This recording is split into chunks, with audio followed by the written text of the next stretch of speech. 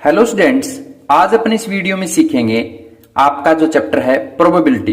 Probability जो है ये दो वर्ड से मिलकर बना है। एक तो है आपका प्रोब और दूसरा जो वर्ड है आपका एबिलिटी, यानी ABILITY। अगर अपन इसको हिंदी में थोड़ा सा आइडिया लगाकर देखें तो यहां पर एबिलिटी का आपको पता है किसी की पावर या फिर किसी की क्षमता। ओके, वहीं अगर अपन प्रोब की बात करें तो ये होता है अपना अनुमानित आइडिया, अनुमानित किसी का विचार। तो यानी प्रोबेबिलिटी का जो चैप्टर है इसके अंदर हमें क्या सीखना है कि अपन किसी भी चीज के बारे में क्या विचार रखते हैं, क्या उसके बारे में कोई आइडिया वगैरह देते हैं। इसके अंदर जो बेसिक्स बातें हैं वो कुछ इस प्रकार से हैं। अगर हम उन्हें ध्यान से सीख लेते हैं तो आराम से इस चैप्टर की स्टडी कर पाएंगे। तो वो कौन कौन सी हैं, चलिए देखते हैं। प्रोबेबिलिटी जो है इसके अंदर हमें बेसिकली किन किन बातों की स्टडी करनी है उनको मैंने 4 पार्ट्स में क्लासिफाई किया है। पहला पार्ट्स अपन जो करेंगे कॉइन के रिस्पेक्ट में स्टडी करेंगे। किसके रिस्पेक्ट में? कॉइन के। और दूसरा जो पार्ट है वो अपना रहेगा डाइस, या फिर अगर सिंगल है तो इसको डाई भी बोलते हैं। यहां पर डेथ वाला डाई नहीं है, ये जो आप लूडो खेलते हो उसके अंदर जो डाइस होता है उसको बोला गया है। जब ये सिंगल टाइम होता है तो डाई बोलते हैं, और अगर ये पेयर में हो तो इसको डाइस बोल देते हैं। ओके, उसके बाद में स्टडी अपने को करनी है वो रहेगी कार्ड से रिलेटेड, जो कि ताश के पत्ते होते हैं उनसे रिलेटेड। और लास्ट जो रहेंगे उस कैटेगरी को मैंने अदर्स के नाम से छोड़ रखा है। ओके, तो अगर आप इस बेसिक वीडियो में ये बातें कॉइन की, डाइस की और कार्ड्स की इनको अच्छे से समझ जाओगे तो आपको प्रोबेबिलिटी इस चैप्टर के अंदर कहीं पर भी 1% भी कोई एरर या समझ में न आने का पॉइंट नहीं रहेगा। आप इनको अच्छे से समझें।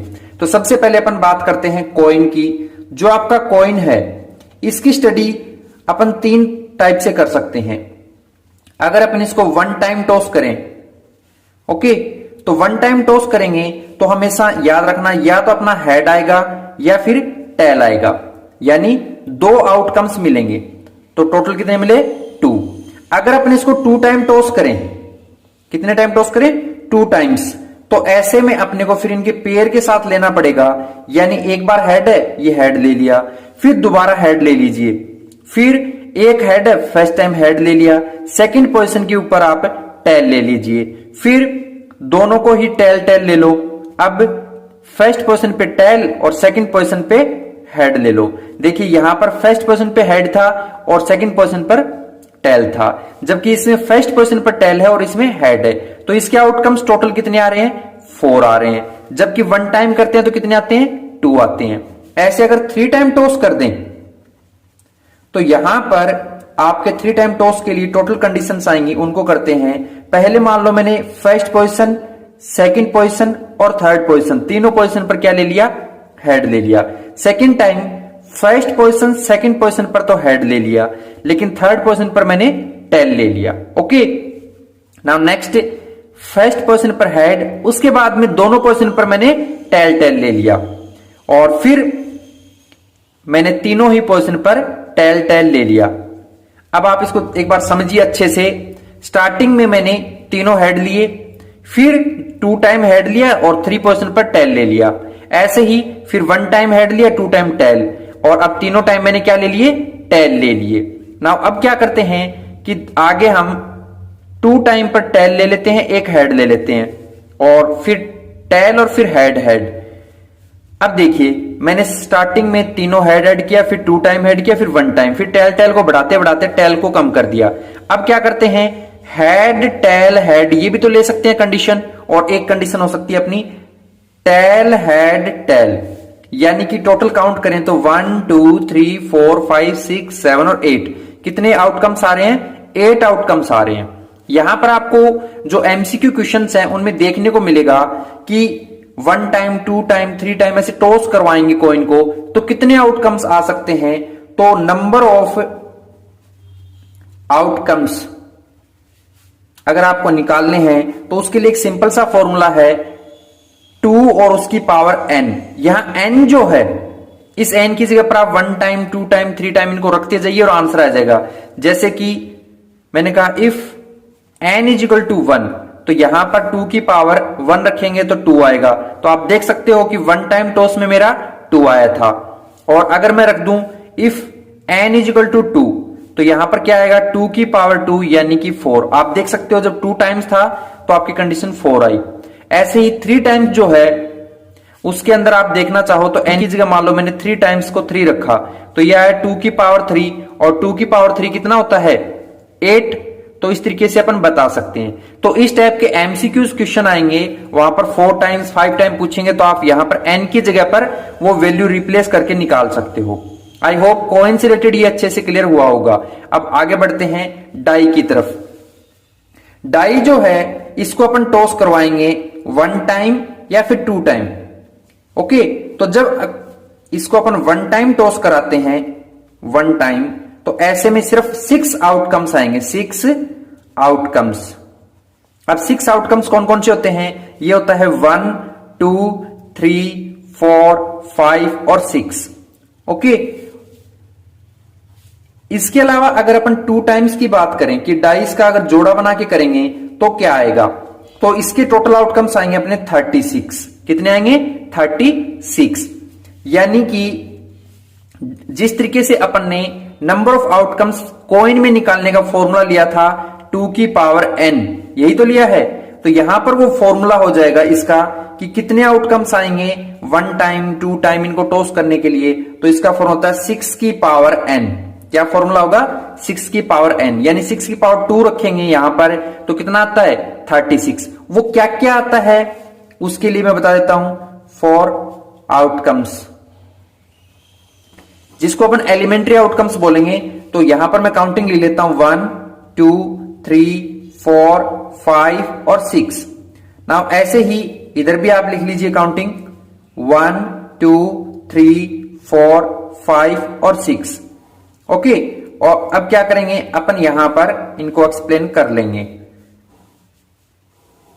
तो ये देखिए 1 और 1 1,1, इस 1 को 2 के साथ करें तो 1,2, इसके साथ करें तो 1,3, फिर 1,4 1,5 और 1,6। नाउ ऐसे ही 2 को इस 1 के साथ करेंगे तो क्या आएगा 2,1 2,2, फिर इधर से 2 ऊपर से कौन है 3, ये आ गया 2,4 2,5 2,6। नाउ इसी तरीके से 3 4 5 और 6 के लिए इस टेबल को कंप्लीट कर लेंगे। तो देखो 3 1 4 1 5 1 6 1, इधर से करें तो 3 2 4 2, इधर से 5 2 और यहां से 6 2। सेम ऐसे ही 3 3 4 3 5 3 और 6 3। तो आप इसको कंप्लीट टेबल को बना लेते हैं 3 4 3 5 3 6 4 4 4 5 4 6 5 4 5 5 और 5 6 6 4 6 5 और 6 6। तो इस तरीके से आप इनको जब काउंट करोगे 1 2 3 4 5 ऐसे, तो टोटल आपके 36 आउटकम्स आएंगे। तो सिर्फ आपको डाइस के अंदर एक तो ये 6 वैल्यू और ये वाली 36 वैल्यूज लर्न रखनी है, जिससे आप इजिली प्रोबेबिलिटी के हर एक क्वेश्चन को सोल्व कर पाओगे। अब बढ़ते हैं अगले टॉपिक की तरफ, जो कि अपना क्या था, यहां पर देखिए कार्ड से रिलेटेड था, तो इसको और कर लेते हैं। अगर मैं बात करूं कार्ड्स की, तो आपके जो कार्ड्स होते हैं टोटल होते हैं 52।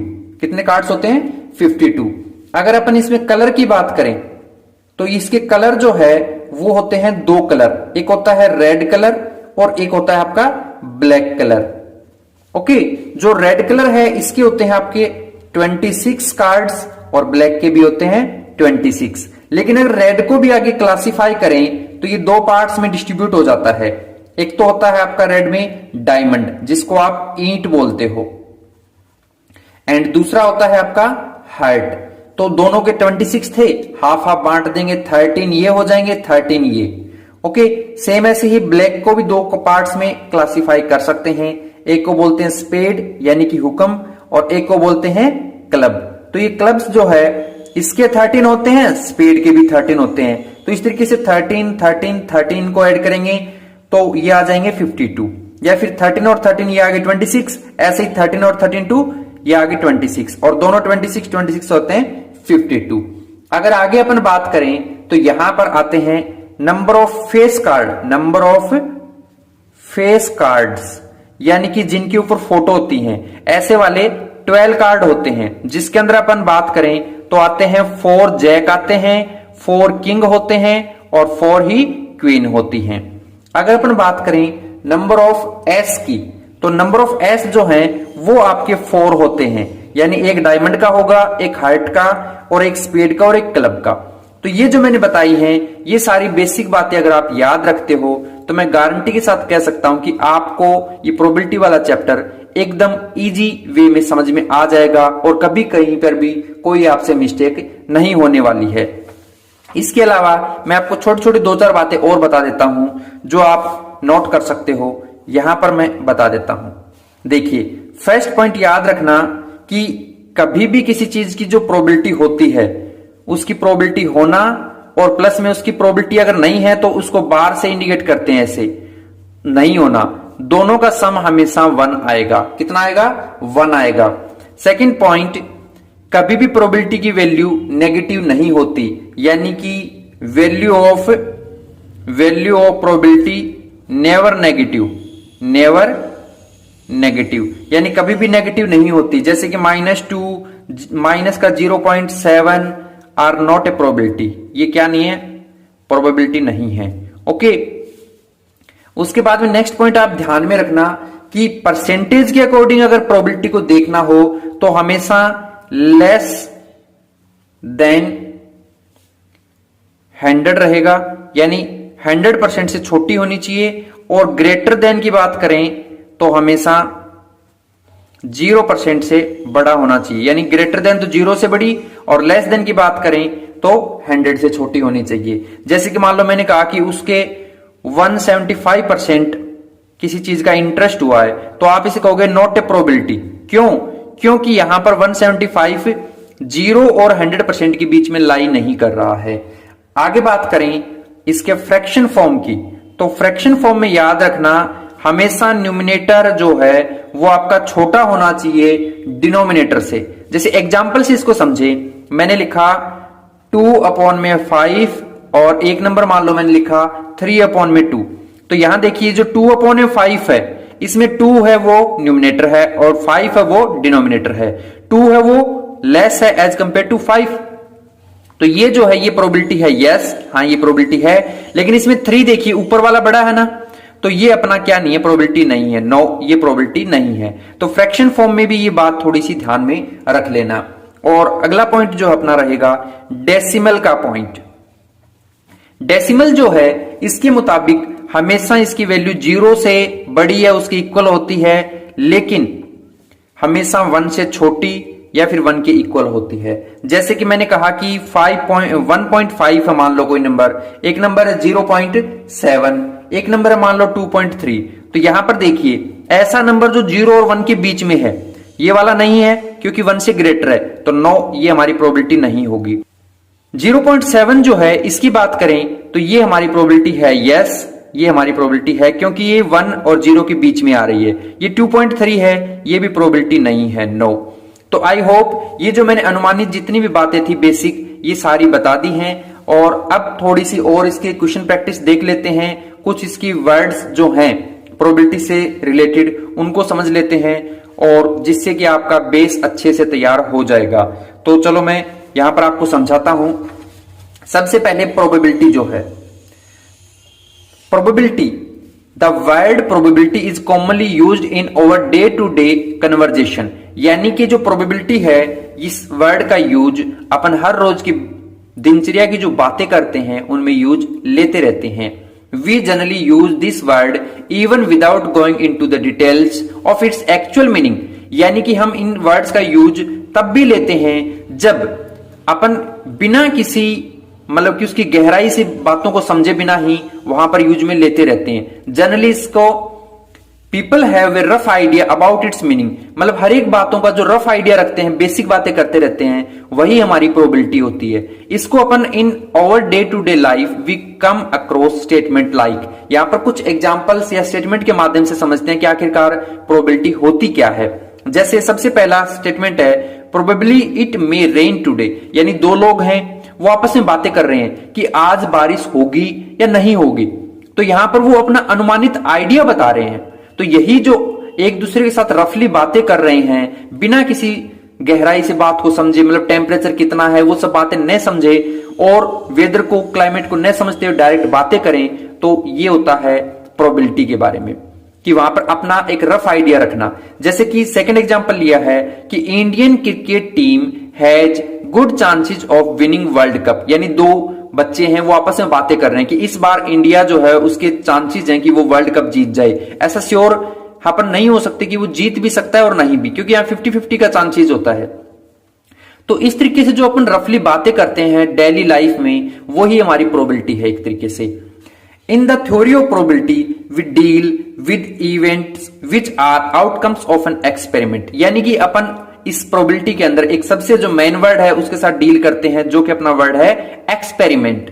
The word experiment means an operation which can produce some well defined outcomes. इससे अपने को एक वेल डिफाइंड आउटकम्स मिलता है, मतलब कोई इस बात का रिजल्ट मिलता है। जैसे कि there are two types of experiment, probability के मुताबिक अपने दो टाइप के एक्सपेरिमेंट होते हैं। एक तो होता है डिटर्मिनिस्टिक और एक होता है रैंडम या प्रोबेबिलिस्टिक एक्सपेरिमेंट। डिटर्मिनिस्टिक होता है कि जैसे जितने भी साइंस के एक्सपेरिमेंट होते हैं वो सारे डिटर्मिनिस्टिक होते हैं, क्योंकि हमें पता है कि जैसे मान लो मैंने आपके क्लास 10th का ही पहली जो रिएक्शन ले ली कि Mg plus O2 is equal to क्या आ गया आपका MgO आ गया, तो आप कितनी बार भी रिएक्शन करो रिजल्ट हमेशा क्या मिलेगा, MgO ही मिलेगा। यानी ये जो रिजल्ट है कभी बदलने वाला नहीं है, ये 100% आने वाला है। तो ये एक तरीके से साइंस के जितने भी एक्सपेरिमेंट होते हैं ये डिटर्मिनिस्टिक एक्सपेरिमेंट होते हैं, ये प्रोबेबिलिटी के होते हैं। रैंडम जो होता है इसका रिजल्ट कुछ भी आ सकता है। इसको अपन आगे कुछ एग्जांपल्स में समझने की कोशिश करेंगे। जैसे कि बेसिक की पॉइंट्स देखिए, सबसे पहला है एलिमेंट्री इवेंट। पहला वर्ड क्या है आपका elementary events. An outcome of a random experiment is called elementary event. तो ये आपके एमसीक्यू या फिल इन द ब्लैंक में ऐसी डेफिनेशंस अक्सर पूछी जाती हैं। तो यहां पर जो मैंने आपको बेसिक बातें बताई थी, ये देखिए डाइस से रिलेटेड ये जो बताई हैं, 6 आउटकम्स आते हैं तब ये होता है, इसके अंदर 36 आउटकम्स आते हैं तब ये रिजल्ट होता है। तो ये अपना जो है किसी भी क्वेश्चन को सोल्व करने के जो तरीके होते हैं उसको ही अपन एलिमेंट्री आउटकम्स बोलते हैं। जैसे आप 2 टाइम्स का कोई क्वेश्चन आ गया, उसके अंदर हेड हेड हेल टेल ये जो लिखोगे स्टार्टिंग में, है ना, तो इन्हीं को आप बोलते हो एलिमेंट्री इवेंट। वहीं पर होता है कंपाउंड इवेंट। अगला क्या होता है compound event. An event associated to a random experiment is a compound event if it is obtained by combining 2 or more elementary events associated to the random experiment। यानी कि इसको आप ऐसे समझ सकते हो कि यहां पर आप इस डाइस वाले को देखे तो 1 2 3 4 5 6 इधर था, 1 2 3 4 5 6 इधर था, लेकिन दोनों का रिजल्ट जो है 1 1 1 2 1 3 इस तरीके से आ रहा है। तो ये जो रिजल्ट है एलिमेंट्री इवेंट का, इसको अपन कंपाउंड इवेंट बोलेंगे। क्यों? क्योंकि यहां पर 2 और मोर एलिमेंट्री इवेंट एक दूसरे के साथ एसोसिएट हो रहे हैं। ओके, नाउ नेक्स्ट होता है फेवरेबल एलिमेंट्री इवेंट। ये अपना एग्जाम इस चैप्टर के अंदर मेन है। An elementary event is said to be favourable to a compound event A if it is satisfy the definition of the compound event A. इसको अपन एग्जांपल से समझेंगे तो काफी बेहतर से समझ में आएगा। जैसे मान लीजिए यहां पर बोल रहा है क्वेश्चन कि एक बैग है contain 5 red 8 white and 4 green balls, यानी एक बैग में 5 रेड कलर की, 8 है वो व्हाइट कलर की और 4 है वो ग्रीन कलर की बॉल है। If 1 ball is drawn at random find the probability that it is red, कि रेड कितनी है उसकी प्रोबेबिलिटी निकालनी है एंड व्हाइट कितनी है उनकी निकालनी है। तो यहां पर देखिए total number of elementary events की बात करें, एलिमेंट्री यानी हमें टोटल जो है तो 5 रेड है, 8 व्हाइट है 8 व्हाइट है और 4 ग्रीन है 4 ग्रीन आ गई। तो ये जो स्टार्टिंग में इन तीनों का सम किया इसी को बोलते हैं एलिमेंट्री इवेंट्स, यानी कितना आ गया 70। वहीं पर अगर फेवरेबल की बात करें तो हमें किसकी प्रोबेबिलिटी निकालनी है, देखिए हमें यहां निकालनी है रेड की। तो यहां पर favourable number of elementary event is 5, क्योंकि रेड बॉल है वो कितनी है 5 है, उसी की प्रोबेबिलिटी निकालनी थी। तो उसके फेवर में कितनी बॉल हुई 5, इसलिए वर्ड बन गया फेवरेबल। सेकंड में जैसे व्हाइट के बारे में पूछा है तो आप देख सकते हो कि favourable number of elementary event, यानी कि सेकंड पार्ट्स के अकॉर्डिंग व्हाइट बॉल कितनी है 8, यानी 8 व्हाइट बॉल ऐसी हैं जो कि उसके फेवर में है, जिसकी अपने को प्रोबेबिलिटी निकालनी है। तो इसलिए बोला गया फेवरेबल नंबर यहां पर रहेगा व्हाइट का 8। अगर हमें यहां पर ग्रीन का पूछा होता तो अपन 4 बोल देते। I hope favourable elementary event क्या होता है क्लियर अच्छे से हुआ होगा। नाउ आगे आपका रहेगा प्रोबेबिलिटी ऑफ एन इवेंट जो है उसका सिंबल होता है P और ब्रैकेट के अंदर E, और इसका फॉर्मूला रहता है नंबर ऑफ फेवरेबल आउटकम्स, यानी कि जैसे फेवरेबल नंबर ऑफ आउटकम्स यहां पर 5 है ना, और टोटल नंबर ऑफ आउटकम्स यहां पर 70 है। तो अगर इस क्वेश्चन को अपन निकालते तो इस रेड वाले का अपना आंसर क्या आ जाता, नंबर ऑफ फेवरेबल का मतलब यहां आता 5 अपॉन में टोटल नंबर ऑफ आउटकम्स, यानी कितना आ जाता अपॉन में 70। तो ये अपना यहां इसका पूरा कंप्लीट आंसर हो जाता। वहीं अगर सेकंड पार्ट की बात करें तो आप बता सकते हो कि नंबर ऑफ फेवरेबल आउटकम्स आएगा ऊपर, तो कितना है व्हाइट का अपना है 8, तो आ जाएगा 8 अपॉन में total of number of outcomes यानी कि 17, क्योंकि टोटल अपना 17 था। तो ये अपन ऐसे प्रोबेबिलिटी सोल्व भी कर सकते हैं। तो ये रहेगा अपना प्रोबेबिलिटी का मेन जो फॉर्मूला है वो। ओके, ये यहां पर दोबारा रिपीट की हुई बातें हैं कि probability of an event is never negative. ये मैं ऑलरेडी आपको यहां पर बेसिक्स बातों के अंदर डिस्कस कर चुका हूं कि ये कभी भी नेगेटिव नहीं होती। ओके, उसके बाद में कह रहा कि प्रोबेबिलिटी, अगर प्रोबेबिलिटी की वैल्यू 0 आ रही है तो इसे अपन इम्पॉसिबल इवेंट बोलेंगे। क्या बोलेंगे? Impossible event. वहीं अगर प्रोबेबिलिटी आपकी 1 आती है तो उसको बोलते हैं श्योर इवेंट। क्या बोलते हैं? श्योर इवेंट, या फिर इसको आप सर्टेन इवेंट भी बोल सकते हो, सर्टेन इवेंट। इसके अलावा एक होता है कॉम्प्लीमेंट्री इवेंट। क्या होता है? Complementary event. If E is the event then not A P, यानी कि आपको उस चीज की प्रोबेबिलिटी नहीं निकालनी तो उसे आप इम्पॉसिबल इवेंट या फिर आप कॉम्प्लीमेंट्री इवेंट बोल सकते हो। इसका अगर सिंबल देखें तो इसका सिंबल होता है, जैसे प्रोबेबिलिटी का पीई होता है तो कॉम्प्लीमेंट्री का होगा, यहां पर एक बार लगा दीजिए, ये इसका सिंबल हो जाएगा। वहीं अगर जैसे इस क्वेश्चन में अपने को रेड की प्रोबेबिलिटी निकालनी है, अगर मैं यहां थर्ड पार्ट में लिख दूं कि नॉट रेड, तो ये जो रेड है उसकी प्रोबेबिलिटी नहीं निकालनी, तो ये जो होगा ये अपना हो जाएगा क्या? Complementary event. आई होप आपको अच्छे से ये जो बातें बताई हैं सारी क्लियर हो गई होंगी। अब अपन कुछ क्वेश्चन प्रैक्टिस देख लेते हैं कि कितना अपने को इसमें समझ में आया है, कितना नहीं आया है।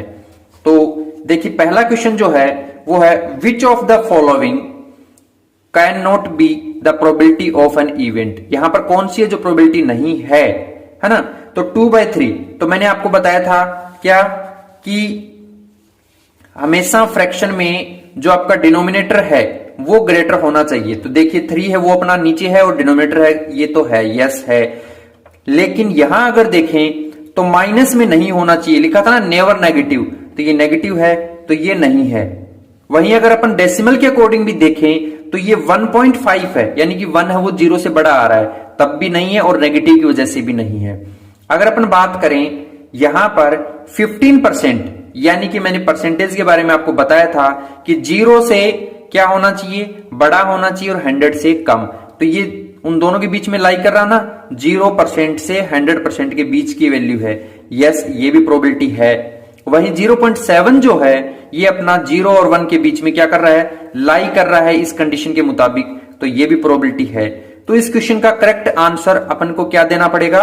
बी ऑप्शन सही रहेगा, क्योंकि इन्होंने कैन नॉट बोला था कि प्रोबेबिलिटी ना हो, वो बताइए। तो अपना करेक्ट आंसर रहेगा बी। नाउ अगला क्वेश्चन जो आपका देखें, इसमें बोल रहा है कि प्रोबेबिलिटी है वो 0.03 वो है, और आपको नॉट ए प्रोबेबिलिटी निकालनी है। यानी कि इसका सिंबल आप चाहो तो नॉट ए प्रोबेबिलिटी का ऐसे भी लिख सकते हो, जस्ट मैंने अभी बताया था। और ये आपका एक तरीके से बोले तो कॉम्प्लीमेंट्री इवेंट है। तो इसका जो फॉर्मूला है मैंने स्टार्टिंग में आपको दिया था, उस फॉर्मूले का यूज कर सकते हैं। ये वाला प्रोबेबिलिटी होना प्लस में प्रोबेबिलिटी ना होना, दोनों का सम 1 होता है। तो यहां पर मैं इसको लिख लेता हूं, प्रोबेबिलिटी होने का और प्लस में प्रोबेबिलिटी ना होने का, दोनों का लिखा तो कितना आएगा? सम हमेशा 1 आएगा। इस भाई साहब की वैल्यू कितनी है? यहां पर तो हमें क्वेश्चन मार्क दिया है, यानी फाइंड करना है, तो ये लीजिए मैंने फाइंड करना लिख दीजिए, प्लस इसकी वैल्यू तो 0.03 है और 1 इधर है। अब क्या करेंगे, इस 1 को इधर ही रहने देंगे और 0.03 को इधर लाके माइनस कर देंगे। तो ये तो आ गया प्रोबेबिलिटी नॉट का साइन और 1 माइनस 0.03। आप चाहो तो इसको सीधा माइनस कर लो तो आपका आंसर आएगा 0.97। अगर माइनस करना नहीं आ रहा तो 1 को यहां लिख दीजिए और इसके नीचे 0 को लिख दीजिए। 0 के बाद 0.03 है, इसमें पॉइंट है नहीं तो यहां पॉइंट लगाइए, 0 चिपका दीजिए और अब इनको माइनस कर दो। तो यहां आएगा 10, तो ये 10 में से 3 हुआ तो 7। यहां इसने इसको कैरी दिया था यानी बोरो दिया तो ये आ गया 9, यहां आ जाएगा 9 और इसने इसको बोरो किया था तो इट मीन्स ये आ जाएगा 0। तो ऐसा ऑप्शन अपना है डी वाला, तो ये अपना रहेगा बिल्कुल सही। अगला क्वेश्चन जो है वो बोल रहा है अपना which of the following can't be the probability of occurrence of an event. ऐसा कौन सा जो प्रोबेबिलिटी नहीं होगा। तो सबसे पहले जो मैंने बेसिक बातें बताई थी उनके अंदर ये जो पॉइंट्स दिए हैं उनके मुताबिक डेसिमल वाले को देखते हैं। सभी वैल्यूज अपने को डेसिमल में ही गिवन है, 0.2, 0.4, 1.6, 0.8, लेकिन ये वाली वैल्यू है ये 0 से बड़ी है और 1 से भी बड़ी है। तो इसका मतलब ये वाला ऑप्शन अपना इस क्वेश्चन का आंसर सही रहेगा। ओके, अगला पूछा कि the probability of an certain और श्योर इवेंट। ये देखिए मैंने अभी आपको बेसिक बातें बताई, उनके अंदर बताया था कि अगर किसी की प्रोबेबिलिटी 1 हो तो आप उसे श्योर इवेंट या सर्टेन इवेंट बोलते हो, तो यानी कि 1, तो इसका आंसर क्या हो जाएगा आपका बिल्कुल 1 आ जाएगा। The probability of an event जिसका इम्पॉसिबल हो, इम्पॉसिबल वाला भी देखा था अपन ने अभी, कितना होता है इम्पॉसिबल वाला 0 होता है ना इम्पॉसिबल। तो यहां पर भी क्या आ जाएगा आपका 0 आ जाएगा। नाउ अगला जो क्वेश्चन है ये काफी बार एग्जाम में आया हुआ है, आईएमपी क्वेश्चन है ये आपका। Sum of the probabilities of each outcome in an experiment. तो हमेशा ही बताया भी था कि प्रोबेबिलिटी होना और नहीं होने का सम हमेशा 1 होता है। तो आप यहां पर क्या लिख दोगे 1 लिख दोगे।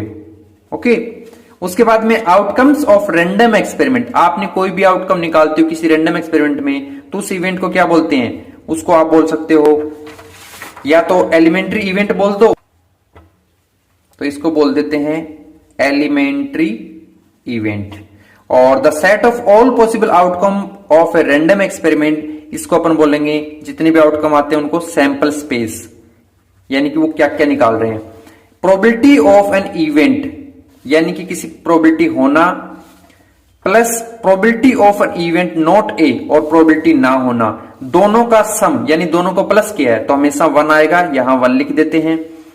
The probability expressed as a percentage particular occurrence can never be less than, यानी 0 से छोटी नहीं हो सकती। देखो परसेंटेज वाली बात पूछ रहा है और परसेंटेज के बारे में मैंने आपको यहां पर बताया भी था बेसिक में कि आप 0% से छोटा नहीं कर सकते एंड ग्रेटर देन 100, इससे ज्यादा नहीं कर सकते। ओके, तो आई होप ये जो प्रोबेबिलिटी का जो बेसिक बातें हैं आपको अच्छे समझ में आई होगी। वीडियो काफी लंबी हो चुकी है लेकिन फिर भी अगर आप इन बेसिक बातों को अच्छे से ध्यान में रखोगे तो मैं गारंटी के साथ कह सकता हूं कि आप इस चैप्टर के एक एक क्वेश्चन को चुटकियों में सोल्व कर पाओगे।